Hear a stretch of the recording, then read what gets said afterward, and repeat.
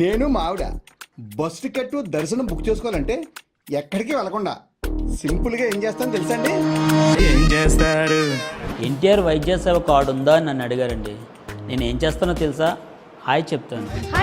ప్రపంచంలో ఎక్కడా లేని విధంగా ఆంధ్రప్రదేశ్ ప్రభుత్వం మనమిత్ర వాట్సాప్ గవర్నెన్స్ విధానాన్ని తీసుకొచ్చింది. మీరు ఏ పనిలో ఉన్నా, మీకు ప్రభుత్వంలో ఏ సేవ కావాలన్నా వాట్సాప్ లో 9552300009 నెంబర్ కి హాయ్ అని పెట్టండి. కావాల్సిన ఆప్షన్ ని సెలెక్ట్ చేసుకోండి. ఇక హాయిగా మీ పనులు చేసుకోండి. ప్రజల చేతిలోనే ప్రభుత్వం, ప్రజల చేతిలోనే పాలన. ఇది ప్రజా ప్రభుత్వం. అంగీకారం జరిగిన తర్వాతనే మ్యారేజ్ అనేది లీడ్ అవుతుంటది. అంటే మీ దగ్గర వర్షిని కాకుండా ఇంకో 5 ఆడపిల్లలు ఉన్నారు అని మొన్న వాళ్ళ నాన్న అంటూ ఉన్నాడు. అవన్నీ నిరూపించమని నేను అడుగుతున్నా. ఏమేమి ఎలిగేషన్స్ చేశారో అవన్నీ నిరూపించాలి. లేదు ఊరికే అయ్యే నమ్మే కాదు, ఊరికి అడుగుతున్నాను. నేను అనేది ఏంటంటే రేపొద్దున వర్షిని లాగా కదమ్మా, వర్షిని లాగా అగోరి అమ్మ మీద ప్రేమతో ఇంకొంతమంది ఆడపిల్లలు వస్తారు.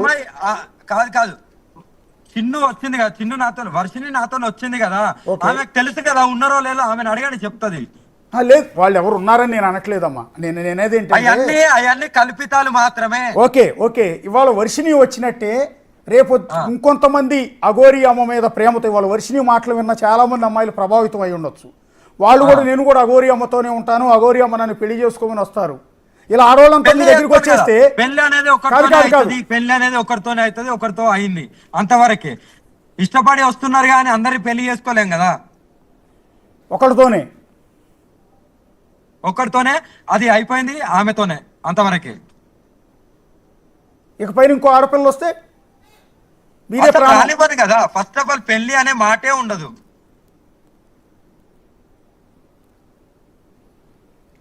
నేను అనేది ఇప్పుడు ప్రస్తుతానికి ఓకే, ఒక నెల రోజుల పాటు ఓకే, ఒక 2 నెలల పాటు ఓకే, మీరు ఆశ్రమం పెట్టిన తర్వాత 1 సంవత్సరం 2 సంవత్సరాలు కూడా ఓకే. కానీ 2 సంవత్సరాల తర్వాత అమ్మాయి వయసేం అయిపోలా, అంత 23 ఏళ్ళు, పట్టుమని చిన్న 23 ఏళ్ళు. అవును, ఇంకో 2-3 ఏళ్ల తర్వాత ఆ పిల్లకి నేను ఆడపిల్లనన్న సంగతి నాకు కూడా 27 ఇయర్స్. నేనేం పెద్ద 40, 50, 60, 70 లేదు, జస్ట్ 27. కాదమ్మా, నేను అనేది ఏంటంటే ఒక 4 రోజుల తర్వాత ఆ పాప రియలైజ్ అవ్వచ్చు కదా. రియలైజెన్స్ మీన్స్ నేనేంటంటే నేను ఒక ఆడపిల్లని, నాకు కూడా ఒక ఫిజికల్ నీడ్ కావాలి, నేను కూడా పిల్లల్ని కనాలి అని అనిపించవచ్చు కదా. ఆల్రెడీ చెప్పింది కదా, అలాంటి ఫీలింగ్స్ ఏమి ఉండయి, వాటిని కూడా నేను కట్టుదిట్టంగా చేస్తాను. చంపుకుని ఆమెతో హ్యాపీగా ఉండాలని సిద్ధపడ్డాకే మేము పెళ్లి చేసుకున్నాం. నా మనసు ఎప్పటికీ మారదు, నేను ఎప్పుడూ ఆమెతోనే ఉంటాను. మరి దీన్ని మీరు లీగలైజ్ చేసే ప్రయత్నం ఏమైనా చేస్తారమ్మా? నేను అనేది ఏంటంటే ఇప్పుడు మీరు ప్రకృతి విరుద్ధంగా మీరిద్దరు పెళ్లి చేసుకున్నాం అంటున్నారు. సరే ఓకే, అమ్మాయి మేజర్ కాబట్టి అమ్మాయి ఇష్టం. మా వర్షన్లో మేము హ్యాపీగా ఉన్నాం, హ్యాపీ అంతా కరెక్టే ఉంది. నేను చిన్ను నేను చెప్తున్నా కదా, నువ్వు ఇంటర్వ్యూ అయిపోయిన తర్వాత వచ్చేసాయి, నువ్వు నాకు కాల్ చేయి, నువ్వు ఎక్కడ ఉండాలి ఏందనే నేను చెప్తాను. అంటే మీ మీద పోలీసు కిడ్నాప్ కేసు పెట్టే అవకాశం ఉంటుంది కదమ్మా, ఇంకొక ఆడబిడ్డను మీరు ఎత్తుకుపోయారని. ఎందుకంటే లీగల్ కాదు కదా, ఇది లీగల్ కాదు కదా. అంటే నేను వాళ్ళ వైపు నుంచి అడుగుతున్నా, నా సొంతది కాదమ్మా, నా సొంతది కాదు, నేను వాళ్ళ వైపు నుంచి అడుగుతున్నా.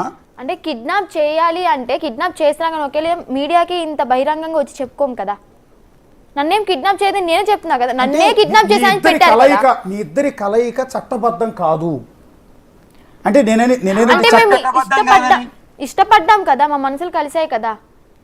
ఇంకా వేరే అబ్బాయిని చేసుకోను, వేరే అతన్ని చూడను, నాకు ఈమె కావాలి అంటే ఏం చేస్తారు? ఈమె లేకపోతే నేను చచ్చిపోతాను అంటే ఒక ప్రాణం తీసేస్తారా చట్టం? అంటే అగోరి అమ్మ, నేను అనే మాట్లాడతాం మీకు బాగా అర్థమై ఉంటుంది, ఎందుకంటే మీకు అన్నీ బాగా తెలుసు, నాకన్నా బాగా తెలుసు. మిమ్మల్ని సూటిగా అడుగుతున్నాను. నేను కూడా 23 ఏళ్ళ వయసు ఉన్నప్పుడు పెళ్ళే చేసుకోవద్దు అనుకున్నా. పెళ్ళొద్దు, ఆ జన్మ బ్రహ్మచారిగా ఉండిపోదాం, హ్యాపీ ఉంటుంది, సంతోషం ఉంటుందని అనుకున్నా. కానీ 28వ ఏళ్ళు వచ్చేటప్పటికి పెళ్లి చేసుకుని ఈరోజు నాకు 2 పిల్లలు, నా అంత కొడుకున్నాడు అప్పుడే. అంటే బాహుబంధాల నుంచి నేను తప్పించుకోలేకపోయాను.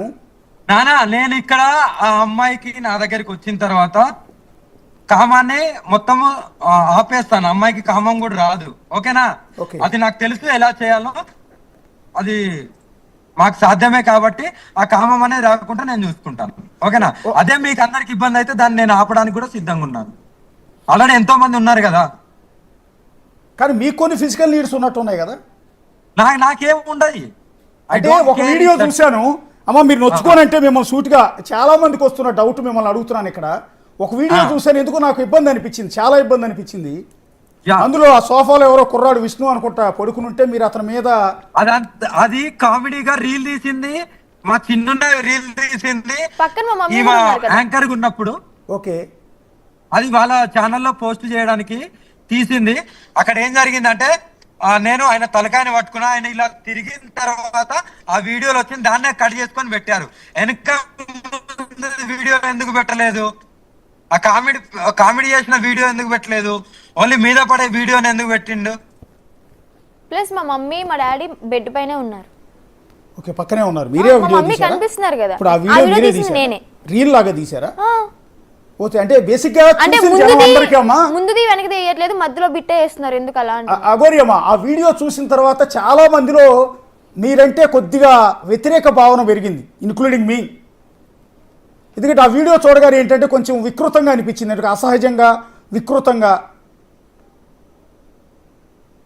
నేను ఒకటే చెప్తున్నా, ఓకేనా? ప్రజలు ఏమనుకున్నా పర్లేదు, సొసైటీ ఏమనుకున్నా పర్లేదు, ద లైఫ్ లీడ్ చేసేది మేమిద్దరం. మేము ఎలా ఉంటాము అనేది మాకు తెలుసు, ఓకేనా? ఒకవేళ ఇదే చిన్న వర్షిని వచ్చి లేదు ఇలా అని చెప్తే అప్పుడు మీరు ఖండించండి, ఆ అవకాశం మీకు ఇస్తాను, కానీ అంత దూరం కూడా రాదు, ఓకేనా? 5 years అయినా 10 years అయినా కానీ నా ఆమెతో ఉంటాను. నా డెసిషన్ ఎలానూ మారదు.